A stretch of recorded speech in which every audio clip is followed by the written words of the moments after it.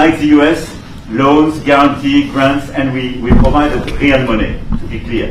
রাশিয়ার সঙ্গে যুদ্ধের অবসান ঘটিয়ে শান্তি প্রতিষ্ঠার আহ্বান জানানোর অর্থ ইউক্রেনের আত্মসমর্পণ করা নয় বলে সতর্ক করে দিয়েছেন ফ্রান্সের প্রেসিডেন্ট এমানুয়েল মাখো। তবে মাখো এও বলেছেন যুক্তরাষ্ট্রের প্রেসিডেন্ট ডোনাল্ড ট্রাম্পের সঙ্গে তার আলোচনা আন্তঃআটলান্টিক জোটে ভাঙনের আশঙ্কার মধ্যেই সামনে এগোনের পথ দেখিয়েছে। ট্রাম্পের সঙ্গে এক বৈঠক শেষে সোমবার এ কথাগুলো বলেন তিনি।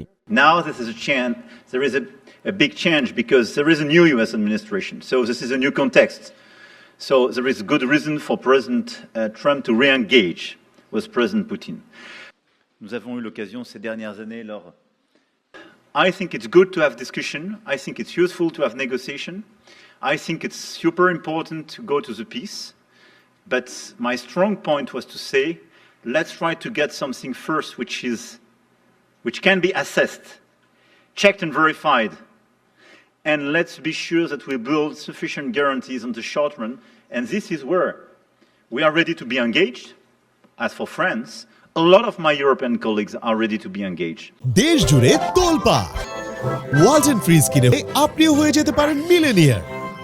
I just want to tell you a little story. So we're at the Eiffel Tower having Ukraine যুদ্ধের ৩ বছর পূর্তিতে হোয়াইট হাউসে ট্রাম্পের সঙ্গে মাখোর এই বৈঠক অনুষ্ঠিত হয়। বৈঠকে দুই নেতা বলেন, ইউক্রেনে শান্তিরক্ষী পাঠানোর যে ধারণা তাতে অগ্রগতি হয়েছে, যদিও যুক্তরাষ্ট্রের তরফে কিয়েভের জন্য নিরাপত্তা নিশ্চয়তা দেওয়ার উপর জোর দেন মাখো।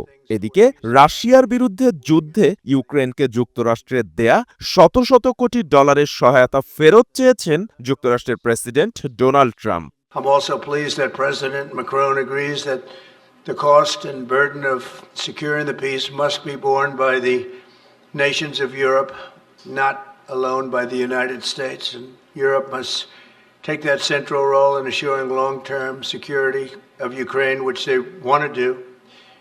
And that's not a very big step. The big step is what's going to happen over the next few weeks. Trump আরও বলেন, ইউক্রেনকে ঋণ হিসেবে অর্থ দিয়েছে ইউরোপ, তারাও তাদের অর্থ ফেরত পাবে। তবে যুক্তরাষ্ট্র এমন শর্তে ইউক্রেনকে অর্থ দেয়নি। তাই তিনি চান যুক্তরাষ্ট্রের দেয়া অর্থের বিনিময়ে ইউক্রেন যেন কিছু একটা দেয়। তাই যুক্তরাষ্ট্র এখন ইউক্রেনের কাছে তাদের বিরল খনিজ সম্পদ ও জ্বালানি তেল চাচ্ছে। For life in general, it's so important that American support, American assistance remains. And really, I believe we can be just as effective in securing real guarantees for peace.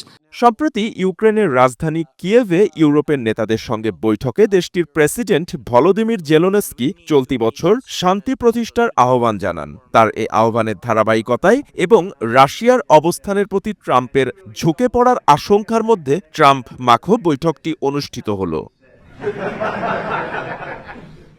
Bappi Khan, SATV digital.